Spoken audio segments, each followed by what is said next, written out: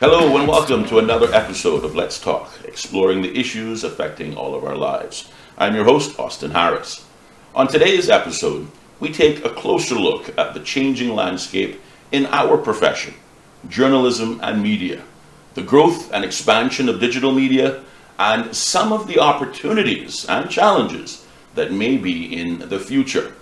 With us in studios to help us better understand this ever-evolving landscape, it is our pleasure to welcome for the first time Caymanian journalist, Mr. Andrel Harris, if I may say a brother from another mother. Andrel, welcome to Let's Talk. Thanks for having me, Austin. Great pleasure to have you in studios. I will say to the listening audience, we've been trying to track down some time with Andrel for some time, but he's a very busy journalist, and hopefully today we will touch on some of that, but at the same time learning a little bit about what your thoughts are in terms of what the future may look like. Maybe we start at, what got you started in journalism in the first place. It's not typically a place we find many Caymanians participating in, but what was the thing that got you interested in this profession? Twofold. First, it was my grandfather. My grandfather, Truman Walton, was very particular about how he would allow me to speak around him.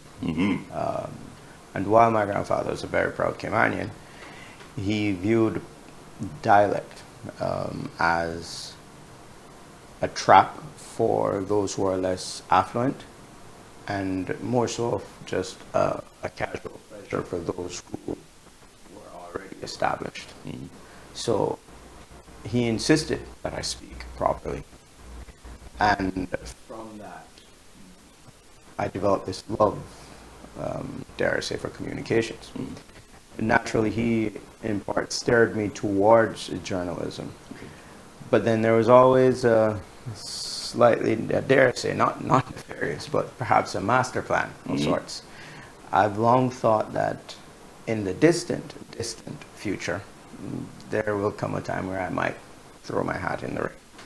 But in order to do that, I need to be fully prepared. Sure. And the first step of that is being able to effectively and efficiently communicate with the masses. Thereafter, once I've learned to communicate with the masses, I would then have to understand how the laws of my country are made, the purpose they serve, and how they help to govern society. And then eventually throwing my hat in. So the first step was journalism, and January coming will be 10 years into it. So that's where the love started. But it didn't begin that easily. Yes. Fresh out of A-levels, I got accepted to study international law and political science in Cardiff, the University of Cardiff in the UK, in Wales. And for 6 months prior, I went to Cuba. Aprendaba español. Okay. Entiendo más que hablo. Wow, well done. So I'm in Cuba for 6 months, and I realized that the people of Cuba, although they arguably had less than I had as a child, and less than we might have here in this present day and age, they were still very happy. Right. They were a very happy set of people. And it caused me to take some introspective look within, and young, 18-year-old, I come back home and I say to my mom, I'm like, hey mom, I'm not doing this anymore. I'm not gonna do law school. I'm not even gonna go into journalism. I'm gonna figure out what makes me happy and take it from there. And she told me that she's very proud that I would take this stance, and she's proud of me for thinking about my happiness, but she kicked me out the house. Yeah. And I ended up having to go stay with my grandfather, because my mother, being a true Caribbean mother, was not going to have any unemployed man living under her roof. So I got kicked out, and I ended up working on the tenders.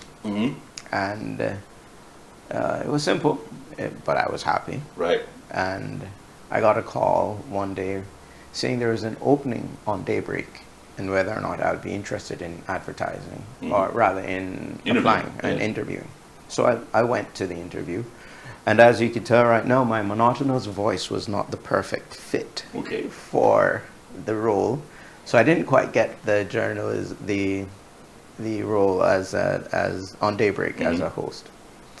Nonetheless, a spot came up on Kim and 27's team Right. as a reporter trainee, and that's where my journey began. Okay. All right. Well, it's interesting to hear you share those thoughts, and thank you for sharing that brief history in terms of how your journey has led here. And certainly from how you began, this journey is just obviously part of a greater journey that you have yet to finish. So I wish you success, Thank you. you know, on whatever road life leads you. But staying specifically in journalism now, media, you have worked in a number of media realms. You just talked about your first opportunity being in television. Yes. But now you've also transitioned to print media. And I wonder if you could share, in the span of your career thus far, what have been some of the differences between television and print media, particularly in terms of the content creation perspective, having the content that whatever your viewer or reading audience wants to consume? Well, in between TV and print, there was a brief hiatus at Radio Cayman. I was in radio journalism for 2.5, 3 years. Okay. And I will say this, as far as print, radio, and TV journalism is concerned, we all gather the news roughly the same way, i.e. the who, what, where, when, why. Yes. How we then record that information is slightly different. Video camera, tape recorder, pen and paper. And from there, how you put that news out differs not just based on the type of journalism you're doing, but the standards, ethics, quality of work that your media house might determine. Some media houses require a lot more fact checking, and then even after, you have to take a forward look at what might cause difficulties with the story. So for instance, a story might not be sub judice in its current form right now, but what happens if a jury trial was to be selected? How would that potentially impact it? Would we then have to take down the story, or Yes. whatever the case might be? Whereas others was, let's just get the information out as quickly as we can. What I've noticed over the years is that the change in landscape of the fourth form of media has had tremendous impact on all the other forms. So that is social media journalism, and which is arguably the future of journalism. Resulted in the near death of the television station, the scaling back on print. Yes. And while largely radio hasn't been impeded, it's more so a combination. We've seen where radio has fused with social media on many platforms, Right. and in doing so become, dare I say, a little bit more relevant in this day and age. Yes. The change, the largest change that I have seen is a constant and insatiable appetite for news, and news right now. Wanting information as quickly as possible. But of course, journalism, especially in this small pool that is Cayman, hasn't quite caught up to meet this new demand. Before, it was, the dynamics were slightly different. It wasn't news on demand. It was, you would have to wait until 6 p.m. to see the story, or wait until the following morning to pick up a copy of the story. Right. But now, because of social media, if I can't get it from you right now, I will go and look and look and look until I find it. And I think that is the largest change in journalism across Cayman. You mentioned, thank you for that response, and you mentioned the insatiable need for news right now. I want to fast forward my thinking in terms of certainly the flow of some of the questions I wanted to ask you based on your answer. With that insatiable need for news right now, I wonder if you could share your thoughts on the former U.S. President Donald Trump coined the phrase fake news. Do you believe that in this insatiable demand for news, that viewers of various news products have also developed a distrust in the otherwise news media that once previous to was your go-to point, your newspaper, your favorite news reporter in the evening was gospel? But do you believe that faith and confidence in news reporting has changed over the years? If we've lost that non-biased, hard-hitting, hard news reporting of the past? By and large, yes. To say otherwise would be folly on many levels. Yes, the public at large has lost confidence in the media. And it isn't that every single media house has an agenda and a nefarious plot and we need to push forward this particular group or whatever the case might be, right?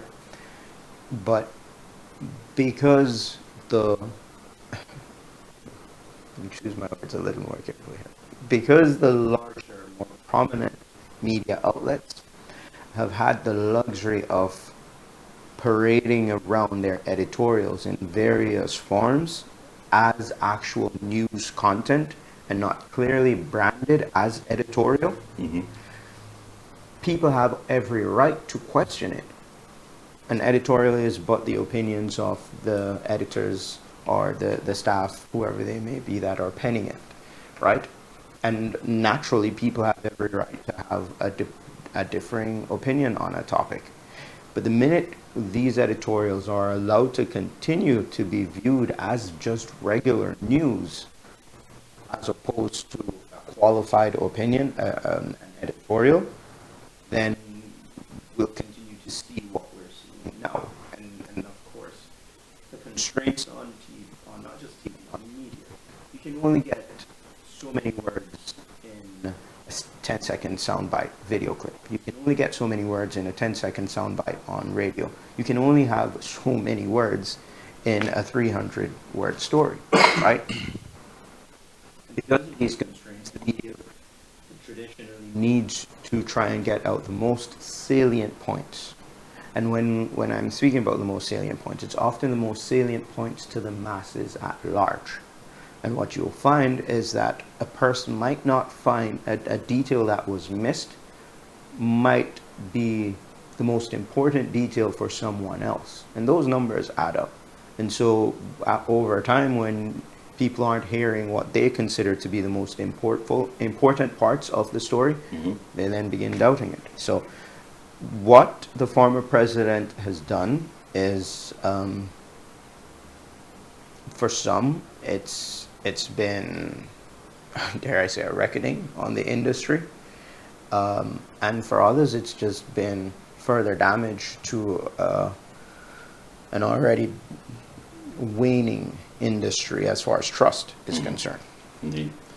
You talked about the fourth form or realm of media, which is social media, which is certainly developing at a remarkable pace, largely fueled by demand. Again, getting back to your point of we want news and we want it now. With the growth of social media, which has created a change or a move away from your traditional reporter or television personality and replace them with what we call today influencers, or regular people acting in the roles or participating in the roles that our former news reporter and TV personalities have occupied. What role do you see this in transforming the development and presentation of media, and particular news media, for the future? Well, I think what needs to be perhaps the easiest way to put this in context for a person who might not readily understand it. What social media has in essence done to journalism is decentralize it. Before, journalism, much like regular cable programming, before, journalism was controlled by obviously the larger networks, and they determined when it would air, on what channels it would air, how long it would air, and then of course a microcosm within that unit would decide what were the most salient topics. That part won't ever change. You'll always have your editorial team deciding what are the most important issues to be covered. But by decentralizing media and creating a wide platform, that was the first thing. The second thing was that technology caught up to this now decentralized platform and placed in the hands of almost every person in the developed world a cell phone, a smartphone, capable of capturing the video, recording the audio, and in many instances editing it right then and there. And what we had was when I started, I needed a backlight, I needed my camera with the P2 cards, which were these massive cards, right? And I only started 10 years ago, right? And if I wanted to do a live broadcast, we needed the truck with the generator, with an actual remote satellite feeding the signal back to the tower. And then you needed yards and yards and yards, meters worth of cable just to connect these cameras. I can do all of that, and I've often done all of that just using my cell phone. And because of that option, what we now have is the ability for more citizen journalists. Yes. And it is this new birth of citizen journalists that we're now seeing. People are now naturally taking their place in this new world, in that the influencers would have been the people who had their popular talk shows back in the day. The Oprah Winfreys of the world, when there was cable and the stations decided who would be the next superstar. With this new platform, it's up to the individual person how they're going to rise head and shoulders above the competition, but the possibility is there, right? And naturally, the next step is that we won't see a regression. We will not see people saying, all right, I have all this freedom and liberty, I'm willing to sacrifice it and go back and wait until 6 o'clock to get my news. Yes. Because we're now at this stage, the next part, and I'm just taking a stab in the dark here, as far as I'm concerned, would naturally be a grouping of sorts of these free and independent units, right? Because people are going to search out for what they find in common interests. Sure. And because we now have this platform that's capable of connecting people from all over the world, and in many instances, some of these podcasts do just that. Yes. Naturally, the next step for news, in my humble opinion, is that we're going to be seeing major players from around the world. You need not live in a community to cover the issues in your community, because by and large, the issues we face as human beings are the same. Teenage pregnancy, drug, alcohol abuse, whatever the case is. Those who might say our leaders are acting questionably. Those who might say that the education systems need reform. Regardless of your ethnicity, your color, your creed, whatever the case is, the issues we face as a collective race are the same at large. And as long as I'm able to influence, as long as I'm able to appeal to a certain demographic, it need not matter where that demographic is located, simply just as long as that pool of people are large enough to sustain my viewership. And so what I suspect is next is the natural collating of these various media personalities around the world, starting to form their own mini independent networks, their own mini groups. Indeed. Andrel, we've talked about changes and opportunities for the future. Let's talk about challenges in the here and now. What do you see as some of the challenges facing the news media or journalistic industry here in Cayman right now?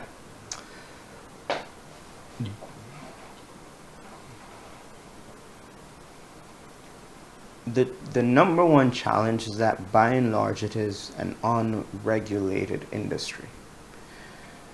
If I want to start my own journalism, my own news media outlet tomorrow, I just need to either convince someone to float the capital or start with whatever I do have, right, at my disposal. And from there, my stories are limited to the level of risk I'm willing to take.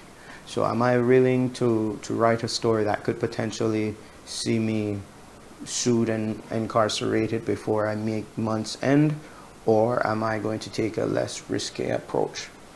So because it's unregulated, right, it means people are free to come and go in the industry as they so choose or please. And part of the problem with that, of course, is then you have the ability to have information become twisted, warped, or just simply misinterpreted on a large scale.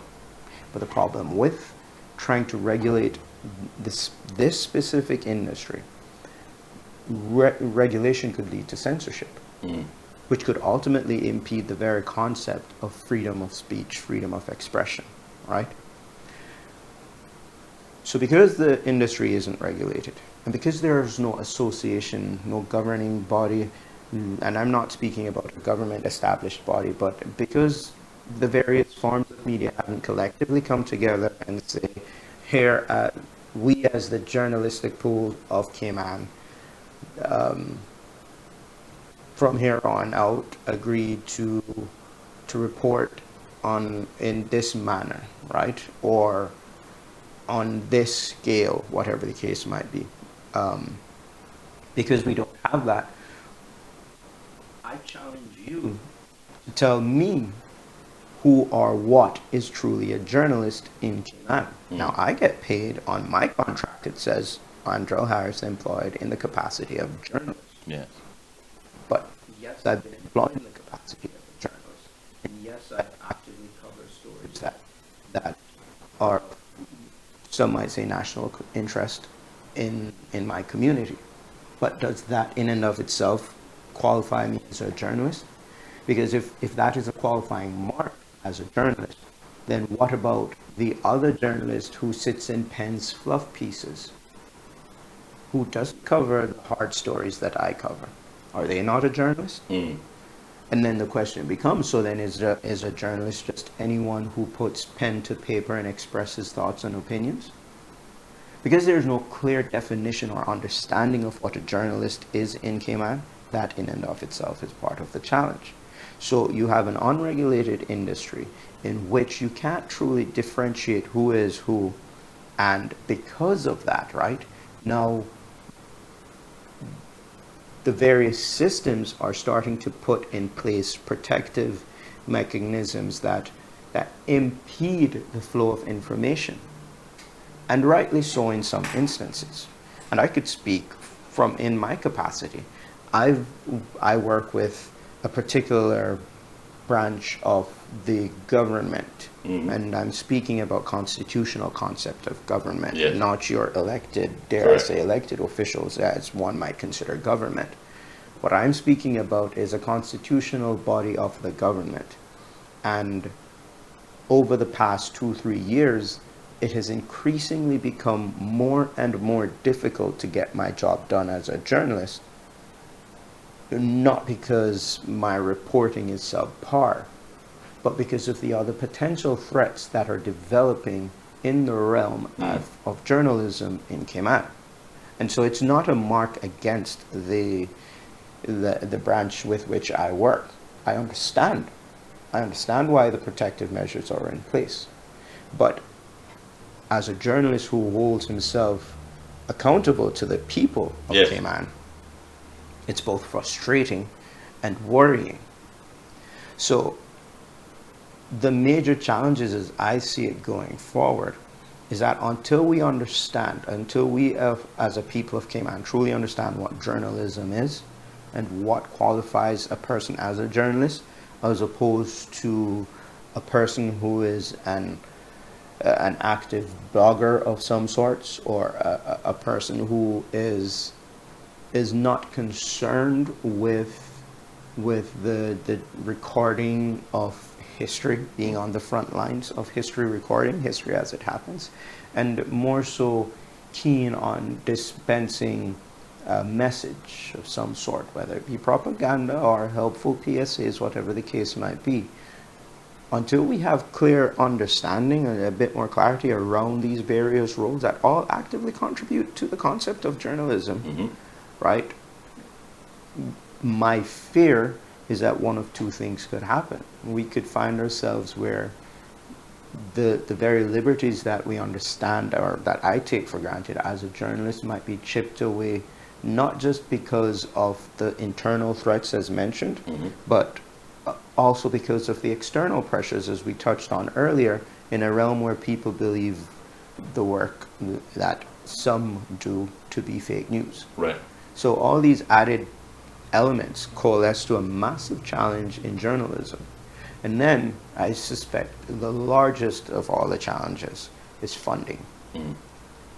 It is often said that whoever pays the piper calls the tune. And it is a sad reality that the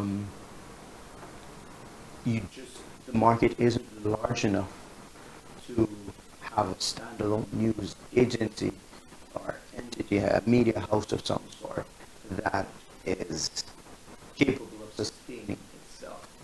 And so because it isn't capable of sustaining itself and requires external funding, thus you have a sales team, right? What you find in these instances is that the editorial department and the sales department will start butting heads. And that's a respectful part of the profession. And it isn't that people are shouting and yelling, whatever the case is. It's the fact that one department knows that they have they're going to be held accountable to the people, and they need to get the information out as accurately, transparently, and as quickly as possible. And then there's the other side that's saying, well, while you're doing that, I'm trying to ensure that you can keep the lights on in this building and at your home. And here are how, here's the potential implications of these stories. And by and large, and all the editors that I've ever worked with and for have categorically put their foot down and ran the story and faced the consequences thereafter, for which I absolutely salute them, right? But 10 years from now, will that be the case? Will we still have editors and journalists who are willing to stand up to their sales team when the pressures and the cost of living continue to increase? I just don't know. Interesting and insightful responses. I just have one final question. You recently became a father. Has that new, wonderful, I might add, reality changed your perspective in terms of your own individual, both now and your foreseeable future, reporting of the news as a father? By and large, no. My job has always been to report the news as impartial, objective, and transparent as possible. In fact, one of the hardest stories I ever wrote was about a family member who was involved in a horrible crash. And it wasn't until I arrived at the scene that I discovered that it was a person who was very near and dear to me. Wow. And it's the hardest story I've ever written. It's what we call a VO, a voiceover, a 20-second voiceover story. And it was the hardest story I've ever written in my career. And mind you, I've written stories concerning complex legal matters all the way back down to fluff stories. And I've always maintained that straight and narrow. So no, my blessing that's come in the way of a healthy child has not changed the way I write or I report. It has changed my outlook on life, and realizing that it isn't a frivolous saying that I have an obligation to the future generation. whether or not I have a child, that now is tremendously impressed upon me. And it isn't just an obligation to my child, and it isn't just an obligation to the other Caymanian children or children born on this soil. I have an obligation. My obligation is, and I don't want to sound cheesy or pathetic here, but it truly is to that unborn child that I know nothing about and will never meet, right? As small as my actions here in Cayman, I don't know what the repercussions might be. And so it has changed my mind on the world that I need to leave behind. Andrel, I want to thank you so very much for being our guest here on Let's Talk. Obviously, just from the breadth of your responses, this conversation could go on for much, much longer. But I think you have definitely given not only myself, but hopefully our viewers a lot of food for thought, serious thought, in terms of our present media and journalistic landscape here in the Cayman Islands. And I thank you very much for your time and for being with us. Thank you. And certainly to our listening audience, as always, we hope you have enjoyed today's episode as much as we've had making it. If you did, remember to like, share, and subscribe to our channel. And feel free to leave any comments you may have on YouTube. Please tune in on our new time every Sunday at 2 p.m. for another episode of Let's Talk, exploring the issues affecting all of our lives. I'm your host, Austin Harris. Until next time.